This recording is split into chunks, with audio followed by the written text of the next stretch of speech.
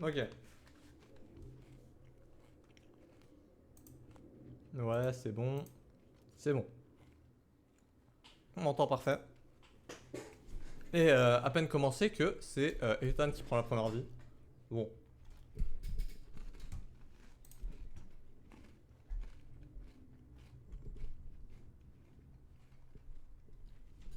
Ok.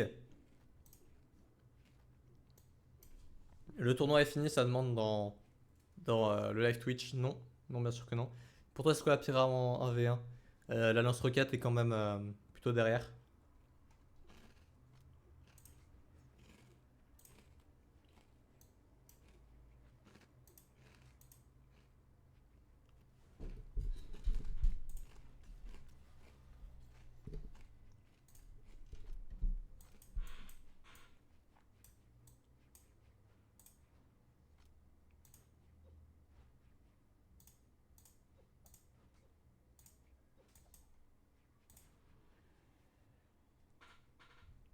Ok, excusez-moi, je suis en train de gérer un match. Ça fait plus de 30 minutes qu'il est bloqué.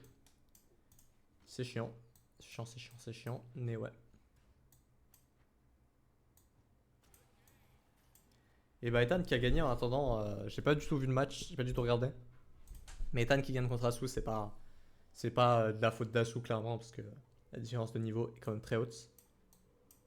Tac tac tac, et je regarde rapidement la braquette. Tac, et on va voir. Nash c'est méta, pas vraiment. C'est pas mauvais, mais c'est pas méta. Bon, toute la winner bracket est finie. Ah non, il reste un match de la winner bracket, mais toute la winner bracket est finie. Il reste que la loser bracket. Pour ceux qui savent pas ce que c'est une loser, globalement pour pas que tu fasses, c'est un tournoi en double élimination. Donc si tu perds ton match de tournoi, t'es pas tout de suite éliminé. T'as un deuxième tournoi en quelque sorte, t'as un tournoi qui est en dessous où t'affrontes que les mecs qui ont déjà perdu leur match. Hein.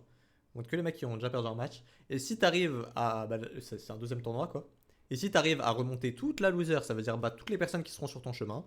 Et ben en quelque sorte tu arrives en grande finale à affronter la personne qui n'a toujours pas perdu. En gros. En gros. Globalement, c'est comme si tu avais une seconde vie. Et cette deuxième vie, il faut la préserver. Si tu arrives à survivre, c'est parfait. Hop là. Et en attendant, on part sur Ethan qui a déjà enlevé la première vie à Asu. Mais franchement, est-ce qu'on peut vraiment reprocher à Asu de perdre contre Ethan? On va voir s'il arrive à faire quelque chose. Ethan qui était. Je me souviens de lui via, comme mate de Razox il y a très longtemps. Mais à part ça, pas réellement. Et la sightseeing. Oh, la sightseeing de Bordex, peut-être ça peut partir en dehors du terrain. Merci. Merci la GP. Oh là là, Asu qui nous fait rêver. Merci Asu de redonner espoir face à Ethan.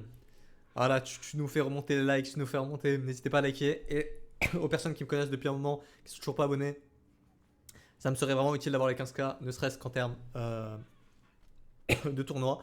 Dire ouais, tu veux collaborer avec moi, j'ai ma chaîne à la 15K abonnés sur TikTok, c'est utile. Donc n'hésitez pas à vous abonner et on continue.